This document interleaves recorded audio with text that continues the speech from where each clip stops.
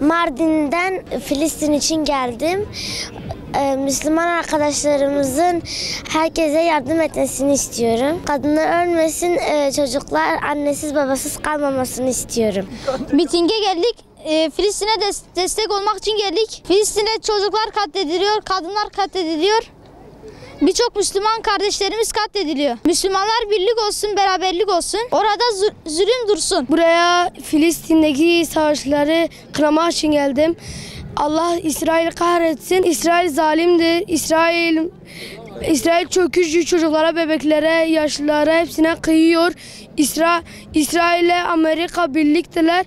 Allah hepsini kahretsin birlikte. Kahrolsun İsrail. Yaşlı, erkek herkes Filistin'e destek vermesini istiyoruz. Burada Filistinli kardeşlerimize yardım etmek için, çocukların ölmemesi için, kadınların burada eziyet görüp ölmemesi için geldim. Burada en azından artık İsrail'e karşı birçok ölmemizin sebebi olur inşallah. Allah İnşallah bizimle beraber. Müslümanlar evet tabii ki de birlik içerisinde olmalı ki kafirlerin gözü korksun.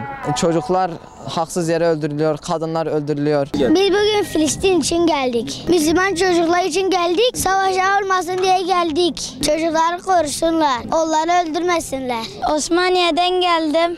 Müslümanlara yardım etmek için kahrolsun İsrail. Filistinli kardeşlerime destek olacağız. Çocuklar ölmesin, kadınlar ölmesin. Müslümanlar birlik olsun. Müslümanlar Filistin'e sahip çıksın. Dünya devletleri de sessiz kalmasın. Filistin için geldi. Çocuklar ölmesin diye geldi. Savaş olmasın. İsrail kalsın. Müslüman birlik olsun. Allah Müslüman seyahat versin. Çocuklar ölmesin. Zulümler dursun. Müslümanlar ölmesin diye buraya geldik.